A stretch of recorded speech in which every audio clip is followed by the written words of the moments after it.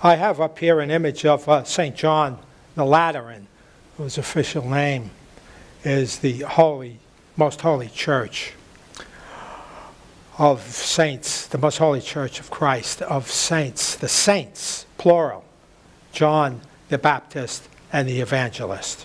So if you ever want to know which St. John they're referring to, they refer to both of them. This is the diocesan, or the arch, what we call the arch basilica of the city of Rome. This is the real seat of the Bishop of Rome, who's the Pope, right? It's not the Vatican. And this is the senior, there's 5 major basilicas in Rome. And this one, St. John, is the oldest, and this is the senior one, if we can put it that way. Right? We have, of course, just if you want to be familiar with them, we have St. Paul outside the wall, then we have St. Peter's, we have St. Mary Major, Santa Maria Maggiore, and then we have the basilica here of St. John the Lateran. So this is where the 5 medieval councils took place, called the Lateran Council. So they're only named after the place, like Vatican I and II. Even the Council of Trent is named after the city of Trent.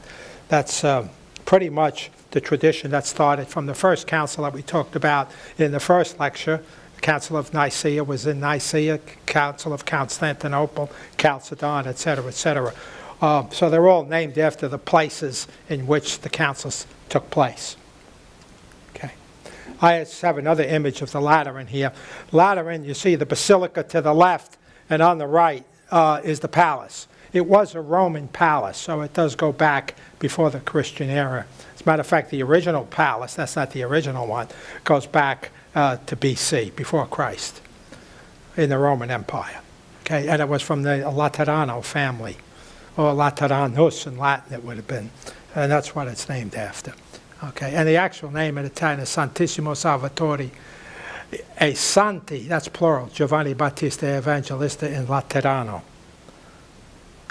Okay.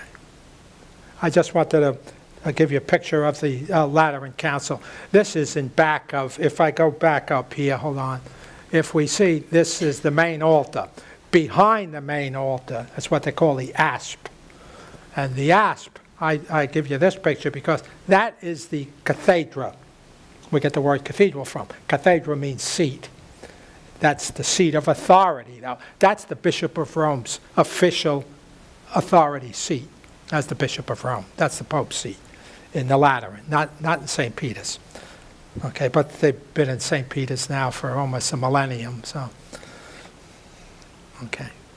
Now, there were 5 Lateran councils. We're only going to focus on 2, but let's give just a general overview of all 5 of the Lateran councils.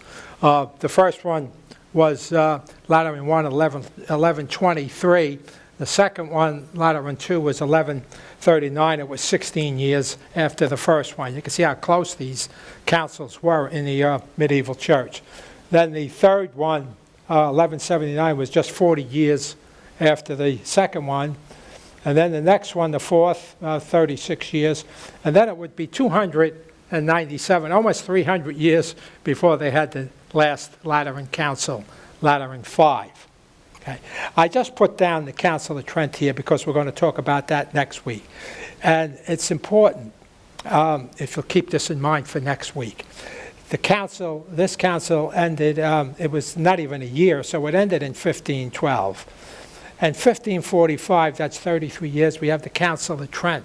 So that's the counter, in between was the Reformation, right here. And this was a council that focused on reforming the church, but they never really got to implement the reforms. And the Reformation came about. Had they implemented the reforms from Lateran V, there's a chance, we don't know history, there's a chance that maybe they wouldn't have had the Reformation. But that's only speculation. So we're going to focus on just these 2 Vatican councils here.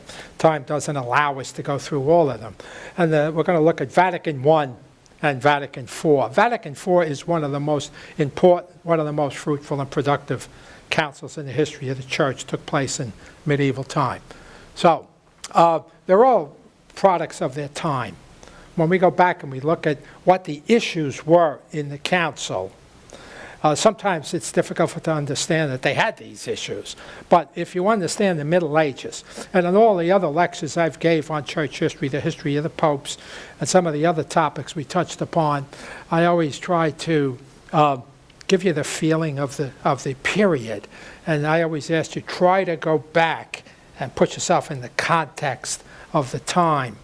And that's the only way you can really ever understand history, is to be in not only the context, but in the place. Okay. So let's look at some of the circumstances and what that period was like. Okay. So I found this nice image here, the secrets of the Middle Ages, the real medieval world. What was it like? Well, first we start with the social order. There's nothing like the social order we're used to today, and you're all familiar with the term feudalism. Now this pyramid gives the basics of the feudalistic system, the social system. It varied from countries to country, but this pretty much gives us an overview of what it was like. And of course you see on the bottom are the peasants on this pyramid here. And then we have the knights and the vassals, the nobles and the lords, and the king and the clergy up here. All right. Now for the clergy here, many of the clergy were down on the peasants' level, right? The average, the village priest, you know. But we're talking about the abbots and the monasteries, the bishops and cardinals and that. They were pretty much just like nobility. This was the social order, and when you were in that order, you just couldn't move out. You couldn't move about. You had to know your place. It just came with the territory, really. And when we look at the bottom, we see what? Ignorance, right? Illiteracy. Very few people could read or write in those days.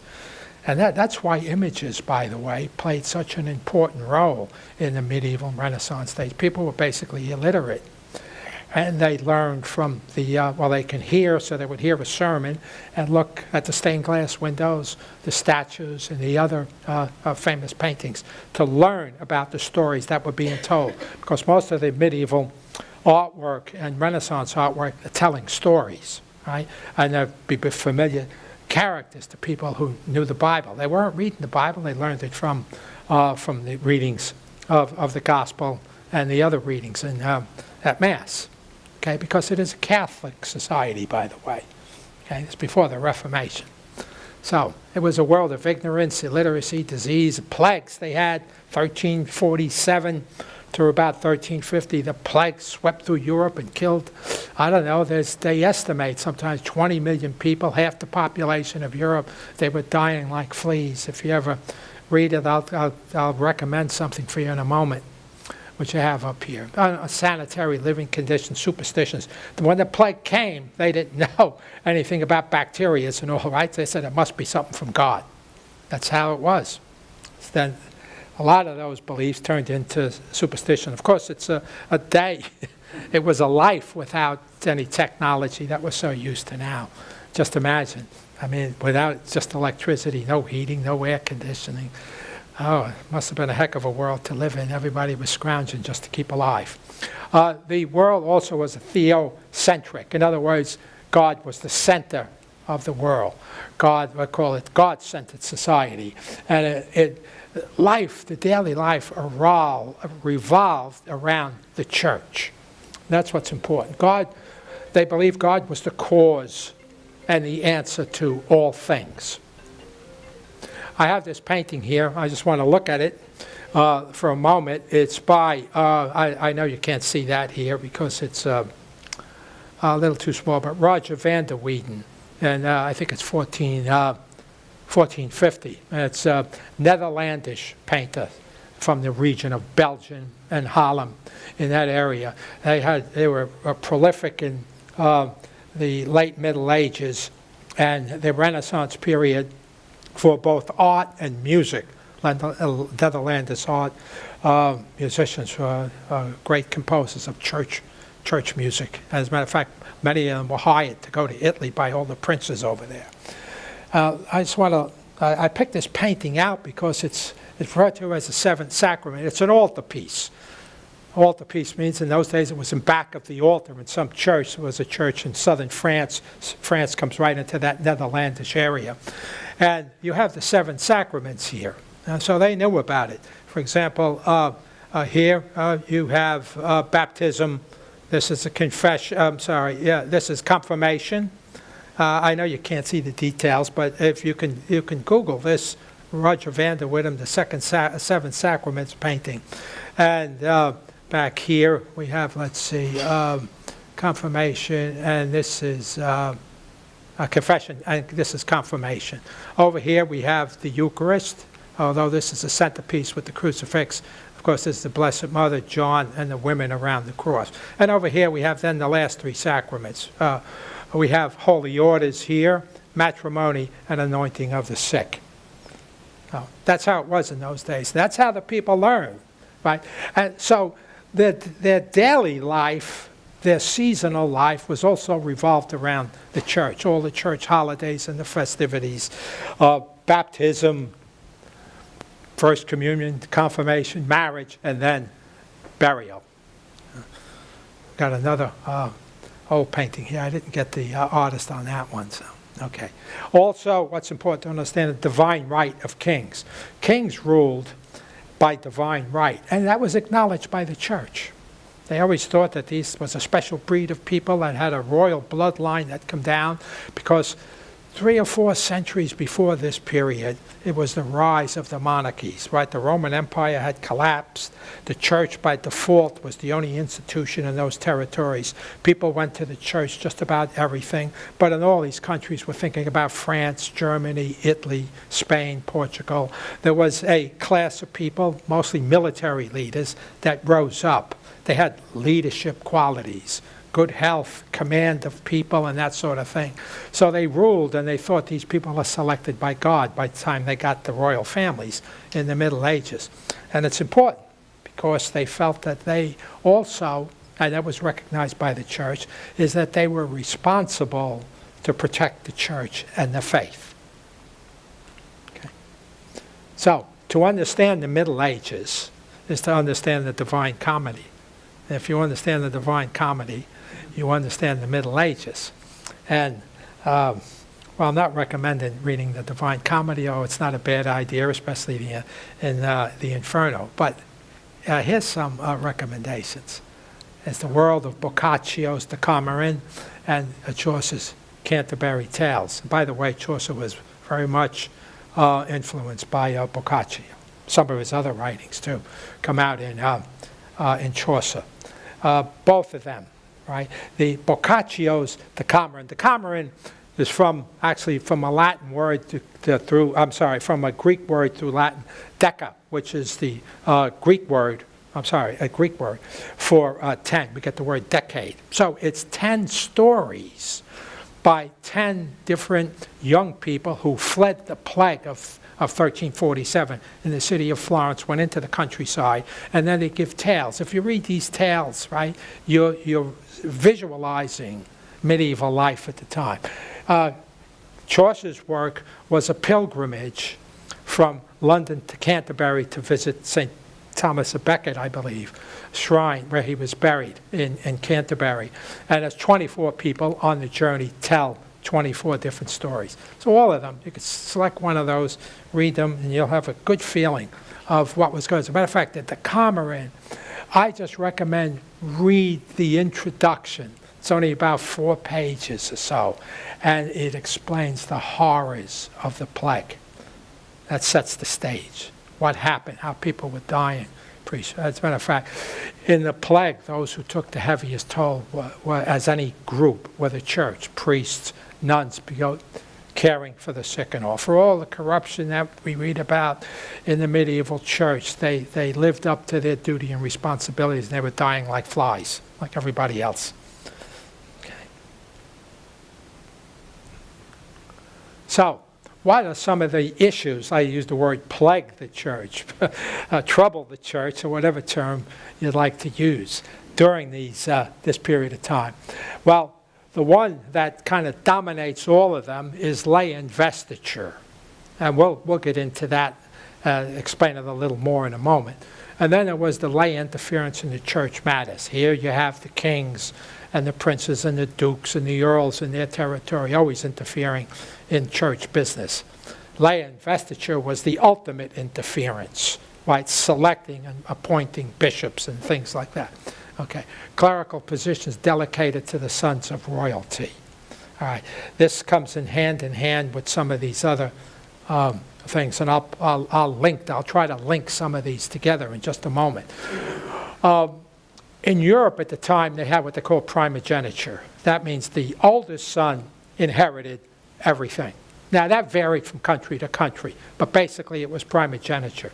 So for the second, third, fourth sons, they either had to marry them off to someone rich if they were lucky, and they couldn't always do that, but they always could get a position in the church if they made some sort of donation in land or in goods or services or whatever they could.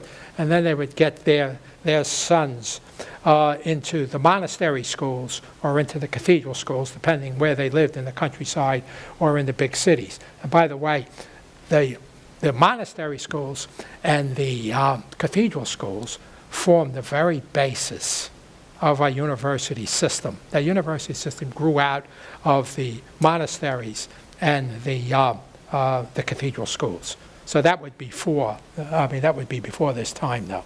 Okay.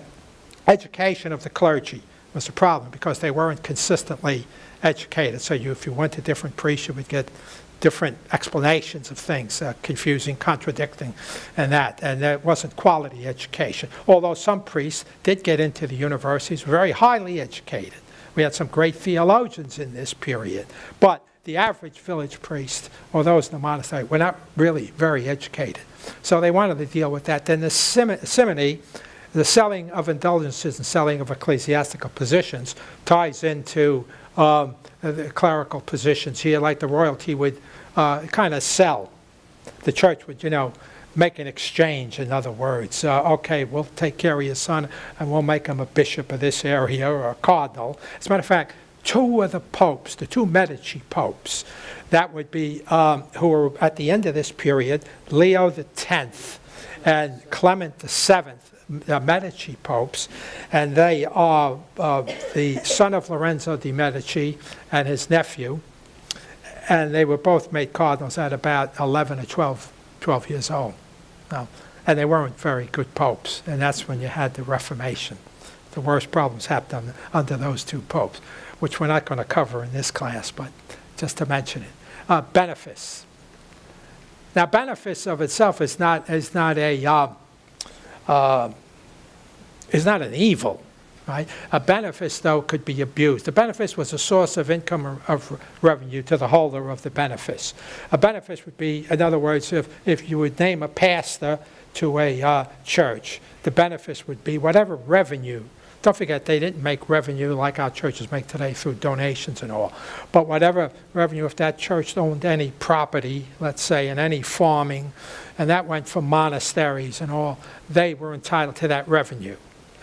And then the bishops would, whatever revenue was derived from that, the diocese they were over, that was the benefice. So a benefice is a source of revenue, legitimate revenue. The problem arose when you would have a pastor who had 3 or 4 parishes, or a bishop who had 3 or 4 dioceses at the same time, and they would then became absentee, which we have down here, absentee bishops and pastors. See, that was a problem. They wouldn't ever visit, and they would appoint vicars. Well, the pastors would appoint a vicar. That's where we get the term vicar from, who acts on behalf of someone else. He's working as a authorized representative of the pastor, but the pastor never showed up. So there was a pastoral problem in the church. So a lot of these reforms that we'll see are called pastoral reforms, trying to get the priest and the bishops back to doing their job, taking care of the flock.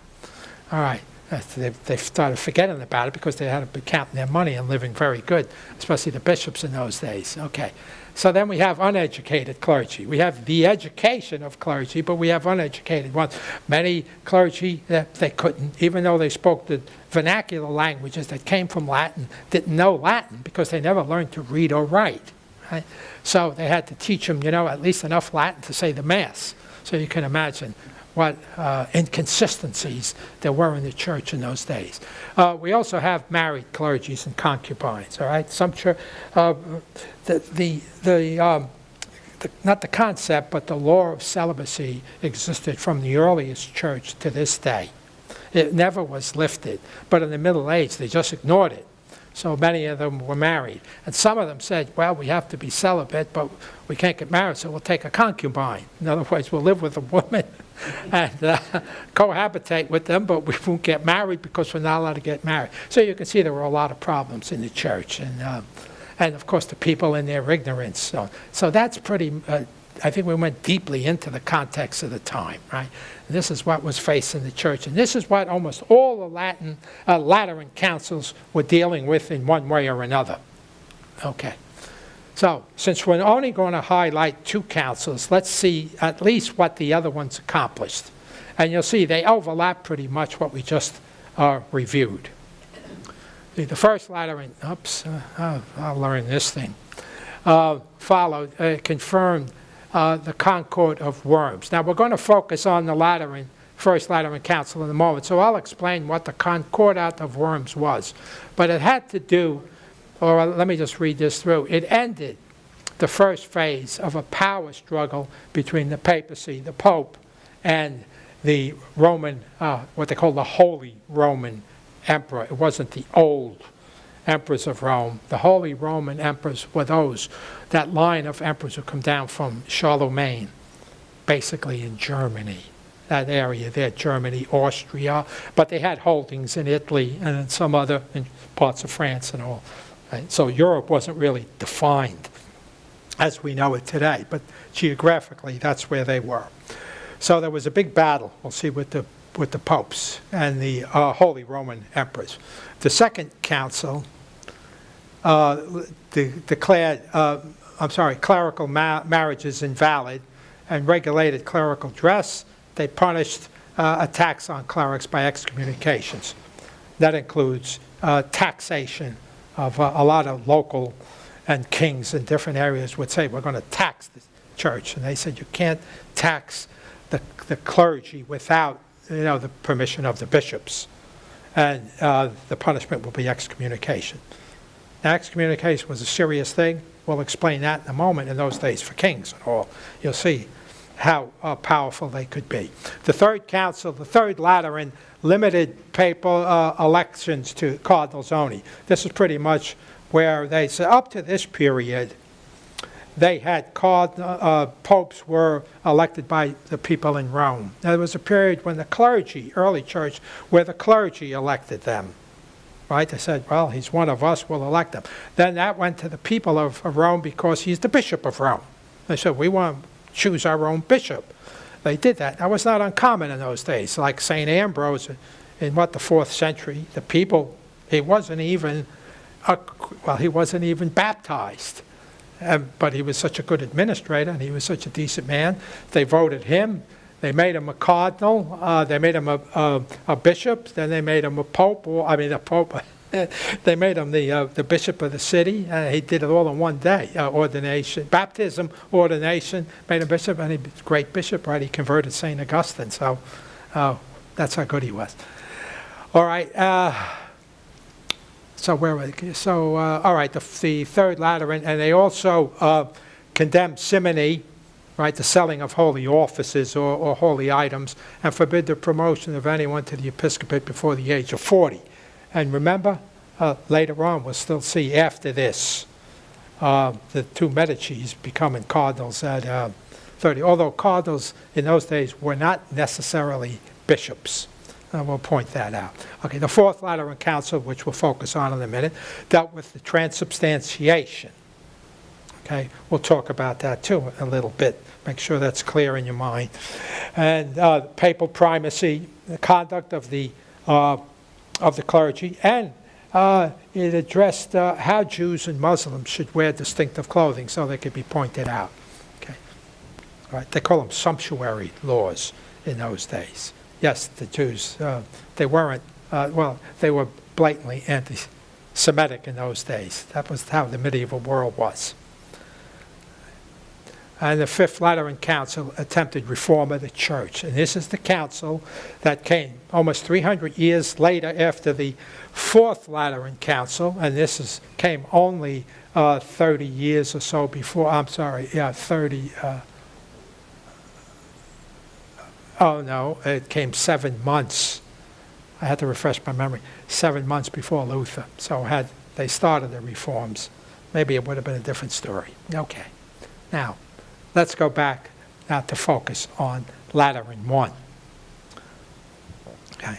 The major problems, and this is just zeroing in on what we talked about before, is simony, buying of holy offices, unlawful marriage of the clergy, and lay investiture. That's the kings and the nobles were appointing and investing church officials. Okay. Now, the battle began, this is about 50 years before Lateran I. Pope Gregory VII, famous pope, a saint also. Gregory started his own reform of the church outside of council. He was a great reformer. He was a monk. His name was Hildebrand, and he was from Florence. You get a lot of those Germanic names in that part of Italy then because of the history of the Alemannia. Erasmus refreshed my...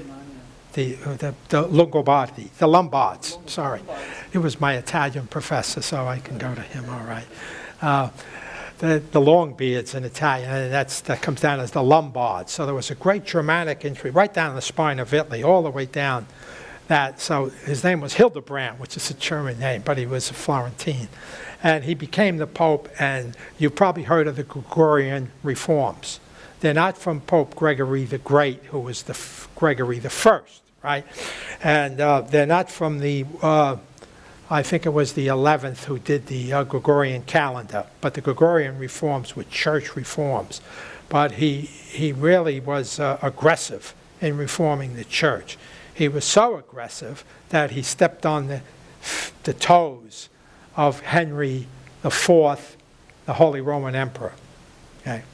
So what Henry did was, okay, let's see. We'll see what he did right now. He assembled, Henry called his bishops, the German bishops who he had appointed, lay investiture, right? Who in the appointments had to pay fealty to the bishop.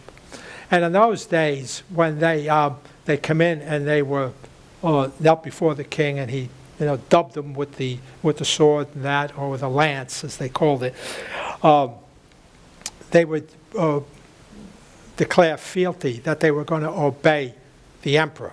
And they also got, they were made bishops, then whatever the emperor said, the church would make them a bishop.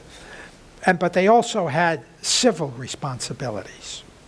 And they were loyal to the German emperor. So when he called them into session, what he did was, right, he, let me just make sure I'm on the right page. Yeah, he had them to condemn the Pope and abandon all their commitments to the Holy Father, Gregory VII. But what happened? The king demanded also Gregory's abdication. Another interference, and something I didn't mention, sometimes there were periods in history when emperors picked the Pope. Okay? Not often, but they had so much influence. Then, of course, the people would come and vote them because the emperor picked them. So he demanded that Gregory, and don't forget these people had military forces behind them, and the popes did too, but not compared with the Holy Roman Emperor.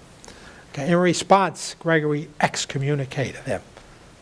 All right. Now, this is why I said before it's a big deal. Why? Because as soon as he excommunicates the emperor, the bishops and those who promise fealty to him are no longer obligated. There's no more obligation for them to obey the king. So the king loses all his support because not all of them were, toadies of the king, say. Sorry? Oh, what's that, John? Did the king retaliate? Well, yeah, he's going to retaliate, but let's save that for the story. Okay.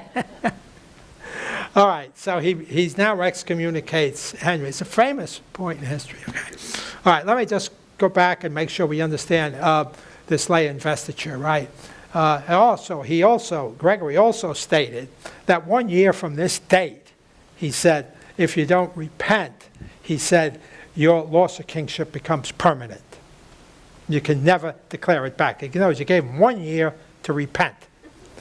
All right, so just a quick look at lay investiture. Lay control over clerical appointments by which the lay ruler confers the church or a chosen nominee, and the office holder pledges fealty to a lay official who is the king. So in the winter of 1077, Henry sets out to meet the Pope at a town up in the mountains of northern Italy called Canossa. It's very famous in history. Matter of fact, it's such a sore spot in modern European history. Once Bismarck made I'm sure you heard of Bismarck, right? He's kind of the father of modern-day Germany. He made the statement that we're not going to walk to Canossa again, because they call this to walk to Canossa, because he came with his troops to the village, but he had to walk up into the mountains in the snow. And the Pope kept him waiting out in the snow for 3 days. And he was in sackcloth and ashes, right? That's a repentant. Put on the sackcloth because it rubbed the skin, and like a hair shirt, and then put ashes on your face. That was an old tradition, ancient tradition. So, okay, there's a great image. That's Henry, because the Pope is sitting at one of these windows here with his wife. They say his wife and son were with him. But this is a more famous one, because it really shows you how the Henry is there. And here's the Pope here. This is Gregory VII. This is Henry. So it was that important. That's how powerful the excommunication was, because nobody owed the Pope any fealty anymore. That was also, even his lay appointees didn't owe him fealty. So any one of them who wanted to revolt, or if he had enemies against them, because it was politics in those days too, right? Then you have the same situation where they can rise up against the royal family, maybe displace them. Okay, so in 1077, Henry appeared after 3 days, the Pope let him in, and he was a sorrowful repentant. It was a personal humiliation, obviously, for Henry, and it was a victory for Gregory and his reforms. Okay, so what do we have? We have, in 1083, and now that the emperor has been back in office, he brings his army down to Rome. 1084, he enters Rome. And the Pope, Gregory VII, had to flee to Castel Sant'Angelo, which is that fortress in Rome. Actually, it was the Emperor Hadrian's tomb. But it was made in the Middle Ages, a castle, a fortification, and he went in there. He's not the only Pope who would wind up in there when troops come into Rome. And he was later, on March 28th, Henry was, let me just go back, I missed the point. He entered Rome in 1084, and he declared Gregory deposed, right? Deposed. And an anti-pope was elected by the people. They call him an anti-pope. He wasn't known as that. History calls him an anti-pope. The people then said, well, the Pope is deposed because the emperor deposed him. We'll vote in Clement III. Clement III. History calls him an anti-pope because we still had a pope. Right? But he was a prisoner in Castel Sant'Angelo. But thank God, before anything happened, we'll see that he was saved. The last minute here. Gregory was then saved by Robert Wiscang, the Norman Duke of Apulia. Now here we have the Normans. I just take a little a diversion here. The Normans are the Northmen, the Vikings. And they were coming down every year. They would come down and attack France, go right up to the Ile-de-France, was a little city at that time. And they would plunder monasteries, kill monks, rape nuns, and wreak havoc over the place. And finally, Charlemagne's grandson is Charles the Fat, Charles le Gros. I check around with teachers French too. Charles, he went and he met the leader of the Vikings. His name was Rollo, he struck a deal. We'll give you some territory. Because, see, they were displaced. These were the displaced generation, because primogeniture wasn't just in the royalty. It was that the oldest son inherited something throughout the whole social structure. So these people that come down and raided were all displaced. They had nothing to do, so they came down and plundered every year. So now they could give them territory. And that's why we call that part of France Normandy, named after the Northmen, the Vikings. In 1066, we know that William the Conqueror, that's the third generation after Rollo, from that area in France, conquered England. William the Conqueror, 1066. But what's little known is in 1060, what is that, 6 years before, there was another family called the Hautevils, who were just below rank to William the Conqueror. So there was no future for them. So they took their Norman army and went down and conquered Sicily and drove the Muslims out.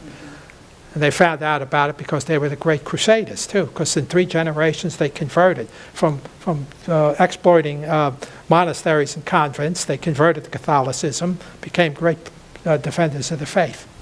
All right, that's just a little aside here. So Guiscang is one of these Norman dukes. He's in Apulia, which is southern Italy on the Adriatic side in the south, in the heel of the peninsula. But he would save Gregory VII, but he would die in exile. He's one of the few popes not buried in the Vatican. He's buried in some church, I forget the name, but it's in Apulia, in that part of Italy. His body is on display in the church there. Okay. So the First Lateran Council of 1123, all that I just described to you was about 50 years before the council. So the council, so that whole lay investiture problem is hanging on all these years. And 1123, they called the council, it was Pope Calixtus. That should be the third. I thought I corrected that, but somehow it didn't take. The third, in December 1122. And the reason they called it was to confirm something called the Concordat of Worms.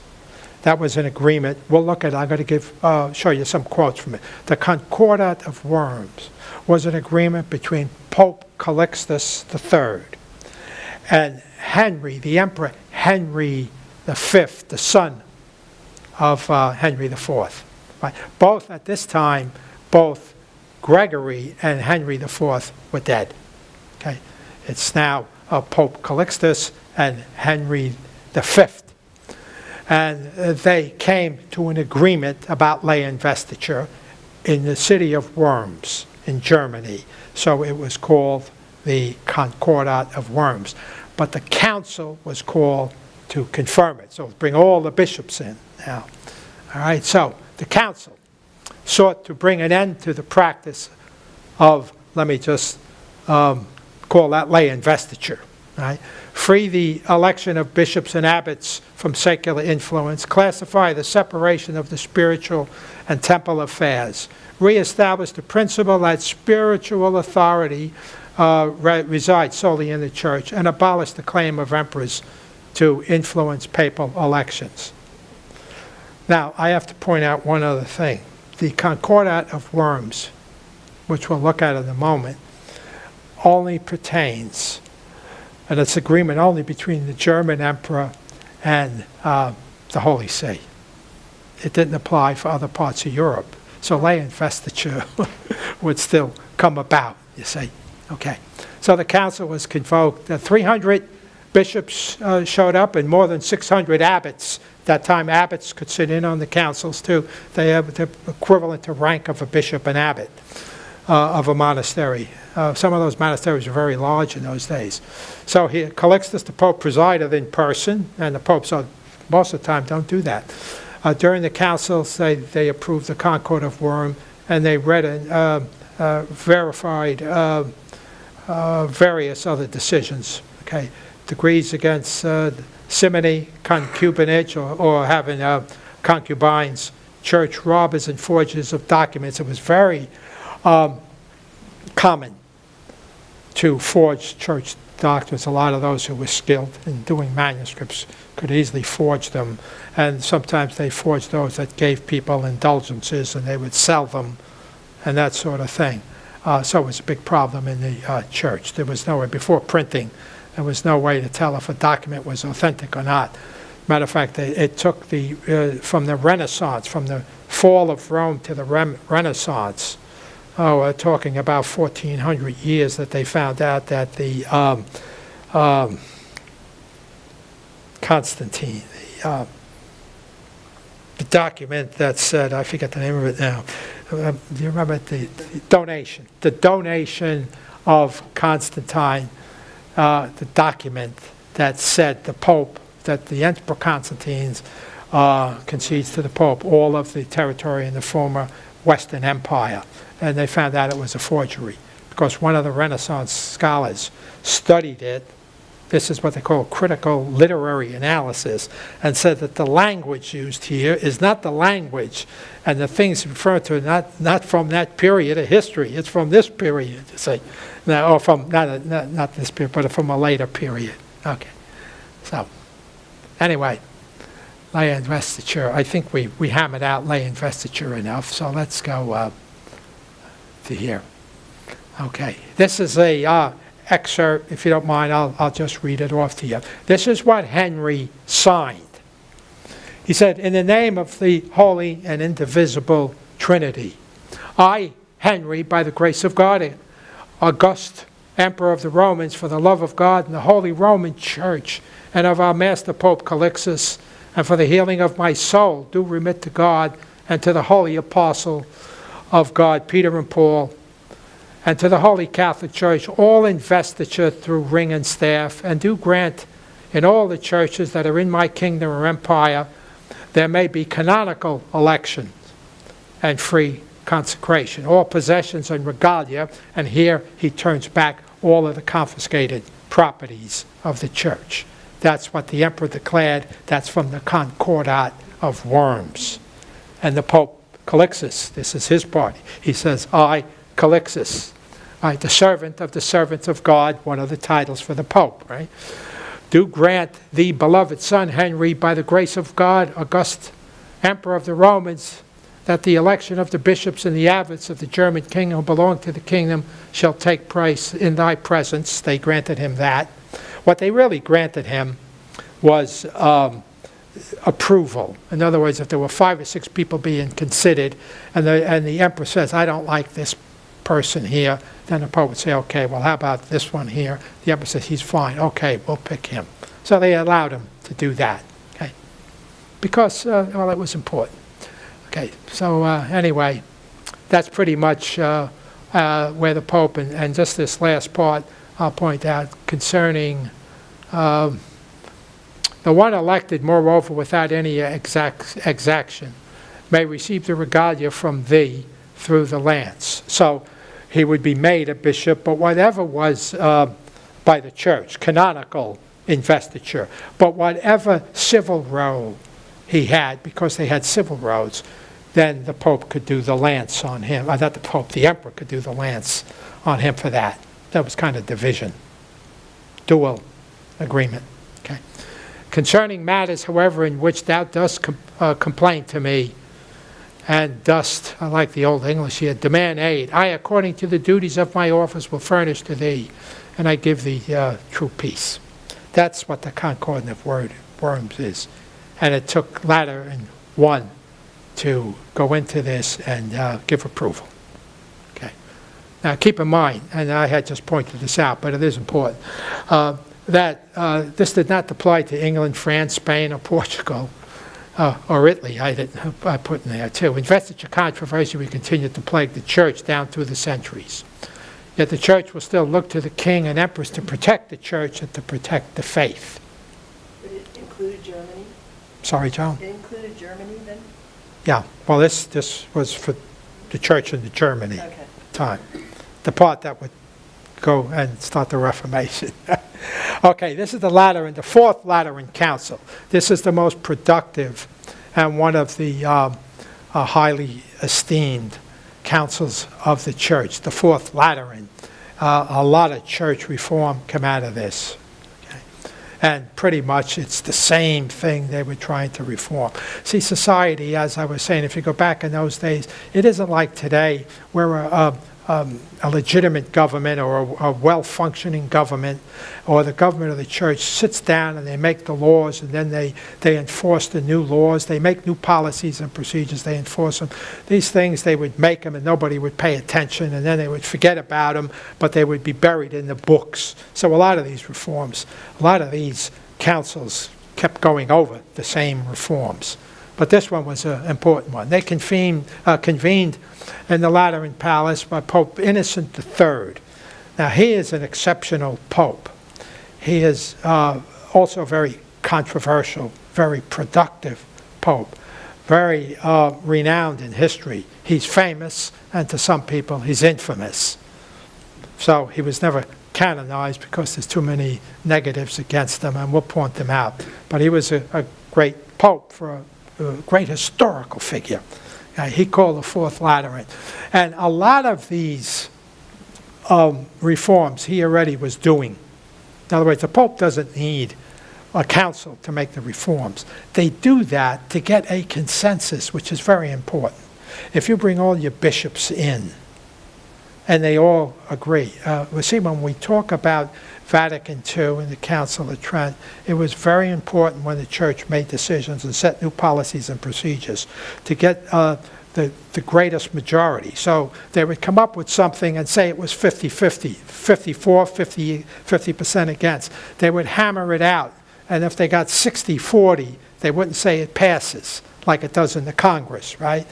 They would say, let's hammer it out more, so they give more concessions to the other side, and they bring it up to 70-30. And they say, let's see if we can get it up to 80-20. Let's see if we can get everybody.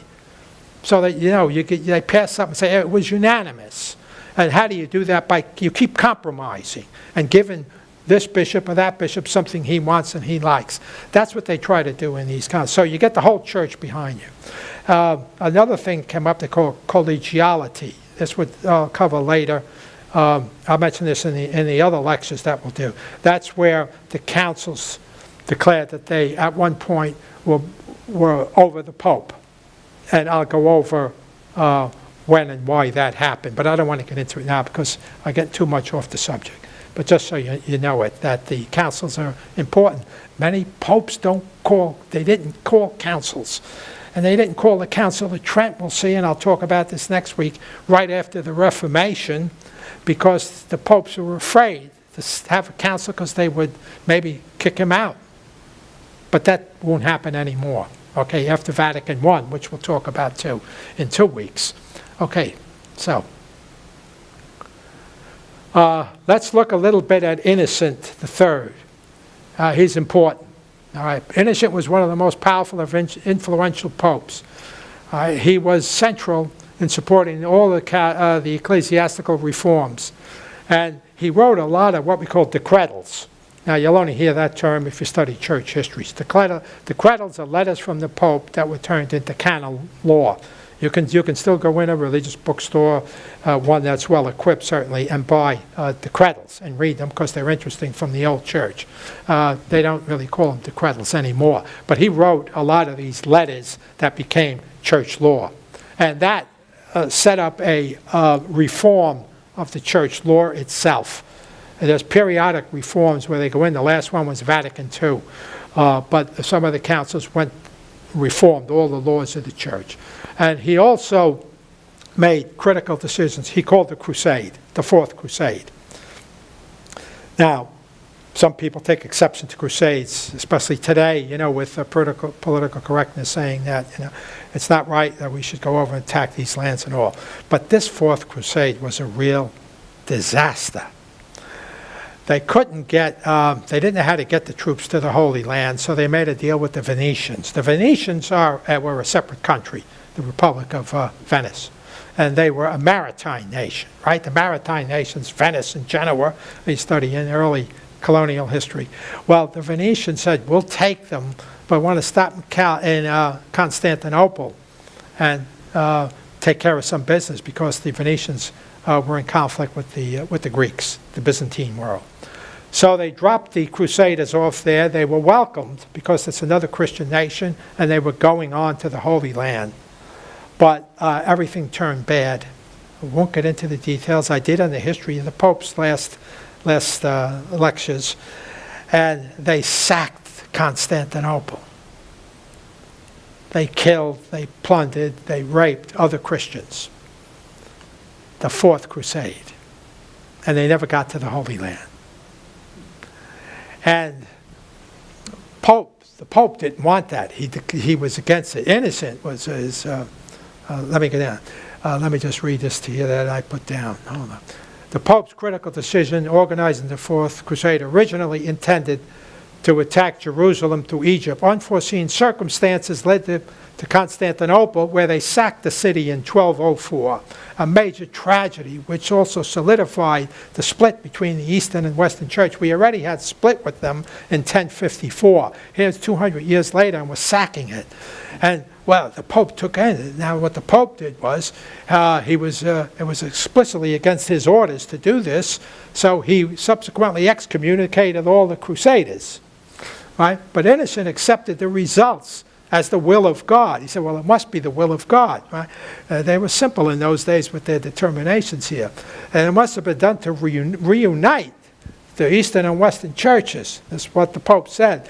But they didn't say that in the Orthodox Church. Now you see why this hatred sometimes between Orthodox that I've seen with my own eyes and heard with my own ears goes back.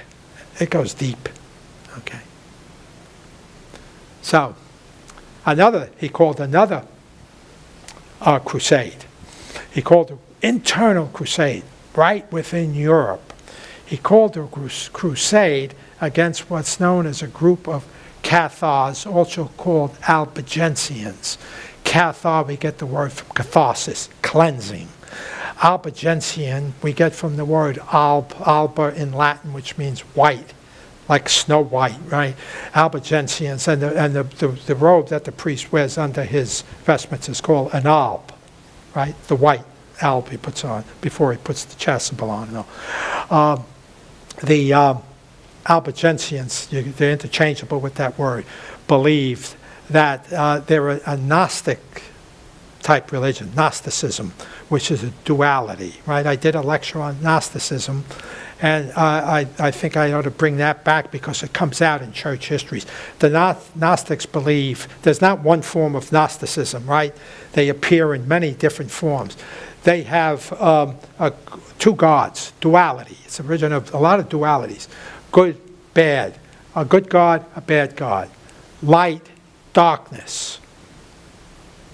Good, evil, and all these many things. So the flesh is evil, but the spirit is good. That's Gnosticism too. So their way of life, and they're right in France, is to continue and enjoy life. Don't worry about sins. They had orgies, committed adultery and all. They just would wait till we got older and they'd go through the catharsis, then put on a white robe. Some of them just lived long, or they died or didn't make it. So there was all kinds of things going on. The Pope didn't like it. They were a religion that denied all the teachings of the church. So, right? So the Holy Father calls a crusade against them. Now that part of France, which I'm going to show you in the middle in a moment on the map. Let me go to that map because we're running short of time. If you're familiar with this is France here, modern-day France. These are the Alps, so that's Italy. These are the Pyrenees, so this is Spain. I mean, that's the Mediterranean, North Atlantic. Normandy is up here somewhere. And this is also called Languedoc. You see, it's part of the Mediterranean coast. This is the famous French Riviera over here. And Avignon is in that place. That would become famous later on in church history. But it didn't belong to France. It wasn't under the King of France. So when the Pope declared it, all the French nobles said, yeah, we go for it. And they went in. Okay? What did they do? Right? Okay. They went in and they led a crusade. They slaughtered about 20,000 men, women, and children. And when the French knights went in, there was a papal legate there by the name of Arnaud Amaury. He was a monk. In other words, he was representing the Pope. The knights, the French nobility that were attacked, said to him, "How do we distinguish the Catholics from the Cathars?" And he says, famous quote, "Kill them all. God knows his own." In other words, just kill them all and God will, send the Cathars to hell and send the others to heaven. Right? So that's another thing that, people use against the church, because here's probably a guy who wasn't that educated. Part of what I had said the clergy was, when you put yourself in the Middle Ages, this is the fallout. This is quoted. Oh, if you Google that, you'll get that. Kill them all. God will know his own. Okay. So 20,000 people, and then of course the King of France took over that territory. That's a big scandal in the church. People to this day in that part of France are very anti-clerical against the church. I mean, that come down from those years, but of course France is still. Okay. All right. Another good thing, though, the Pope did. The church was in bad shape in those days, and he had a dream. This is called a dream of Pope Innocent III, and it's a famous painting by Giotto. Right? Giotto goes back to about the 1200s, late 1200s. He built that beautiful tower in the church in the Cathedral of Florence. That's Giotto's tower there. And many of his paintings are in Florence. I'm looking at Joan because her family and her granddaughter is in school there now. But he had a dream that the church was collapsing, but the dream was actually a physical church, and St. Francis was holding it up. And at that time, Francis in 1209, early, right? 1209, Francis of Assisi, and 11 of his followers came to Rome to seek permission. And Innocent, he would find they approved the order. That's how the Franciscans started. So he gave us the Franciscans. He approved the order from them. He wanted to do that because there were a lot of movements like that, and they were getting out of control. So the church thought, we'll bring them into the church. Once you bring them in, he said to Francis, produce an order, write your laws. That came in, and it was approved. Now you better live by the laws. Okay. So we know that his purpose. We're running out of a little time right now. Let me see how much I have. Okay, yeah, we got some more stuff to go. But pretty much, what I was going to quote to you there, Skip, is just what Pope Innocent said. This is what I want the council to be about. Do away with vice, bring morality to the people. It was just a pep talk like. But the council reviewed the nature of the Eucharist. I'll end on the transubstantiation. It was this council who defined the transubstantiation. And that, in case you're not particularly familiar with it, is just what it really says is that at the consecration, the bread and the wine become the body and blood of Christ, but the accidents, right, remain the same. The accidents are that which, or how we perceive something. It's what the five senses. It's what you see, what you hear, what you feel, what you taste. Right? They remain the same. It tastes like bread, it tastes like wine, it smells like bread, it smells like wine. But the very substance, remember, the accidents are not the thing itself. The substance is what it is, and it is the body and blood of Christ. And that's what they call a transubstantiation. Trans means change of substance, but not change of accidents. Right. Okay. Is that clear? Was there a big debate on that at the time? No, because it was going around, and it has its basis in Aristotelian philosophy, which is very popular in this. This was the scholastic age, the rise of the universities, which we're not even talking about, when Aristotle was embraced and all. Although today, if you look at Vatican II, and I think I'll try to bring that up in my lectures, I'll include that somewhere. In there we have where they distinguish it from, they said that the belief came back before we even study, before scholasticism, came back in the early church, they didn't use the same terms. The terms substance and accidents are Aristotelian terms, Aristotle's terms. But in the early church, they said the same thing in a little different manner, but it's equal. Okay. And, okay, so this is where they ordered the annual confessions, and add to that receiving communion at the Easter time, and then prescribed details for the election of bishops. And this is where they also mandated that the Jews wear identifying clothes, and also the Muslims. Now, all here is, this is a breakdown of the 70 constitutions that come out of that council. So that's quite a bit. That's just the titles of them. It's pretty much what we covered. So that's it. So the Fourth Lateran Council, right? In the end, we see that the Pope Innocent gets a mixed grade, right? The Fourth Crusade was a fiasco, and his crusade against the Cathars really had a bad outcome, but they kind of put down the Cathars. And at the other hand, the Fourth Council was productive in reforming the Church and setting higher standards for the clergy, revised canon law, and defined and clarified Church doctrine. That's it for today. Next week we do the Council of Trent, and then after that, Vatican I and Vatican II. I'm trying to have 2 lectures on Vatican II. I might lose one because of we missed one lecture. It was canceled last week, and Father Tom can give me another date. Then we'll go deeper into Vatican II, because that affects us all. So I think we'll spend 2 lectures on that. But do you have any questions? Yes. Yeah. How do they get involved with the Jewish attire? I mean, how can we say, this is what you should wear? They're not... Oh, well, because they control the society. Okay. Kings and the knights, the kings were defenders of the faith. The Right. Jews did it, and they also put them in ghettos. Okay. And we'll see in Vatican I that in the like 1860s, 1870s, they decided to put locks on the gates right in Rome, in the Italian ghetto. And that came right down. Right? So it's nothing new. And then Muslims would put those laws on Christians. Oh. That's what they did in those days. It's, it's not a good thing. Yes, Joe. Why is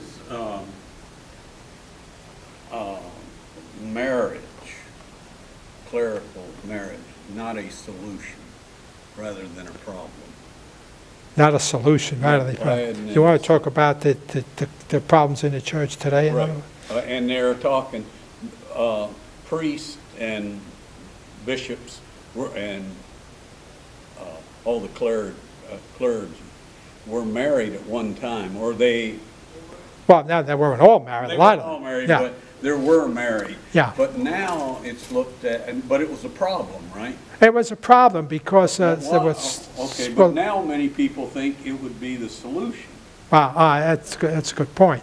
Yeah, but that's an argument. See, that I don't want to take up, because there's some who say it's not a solution, and some who say it is a solution. So we can make that a separate topic. But some of the problems was that a lot of priests and bishops were given church property as inheritance. That's what I... You see, there's a lot of abuses happen. Well, if they're not given inheritable stuff, Yeah, like then today. why wouldn't it be a solution now? Well, it could be, but it would change the deep structure of the church. You would now have to take on supporting families. If you think it's expensive enough to support priests that are single, imagine if every one of them were married and had families, and you had to give them, nice big salaries to take care of, put their kids through college and all. I mean, that's just one aspect. Okay? There's more, but it's too deep a subject to get into this. Any other questions? I want to thank you very much for being here. Thank you very much. Thank you. Thank you. We'll do this again.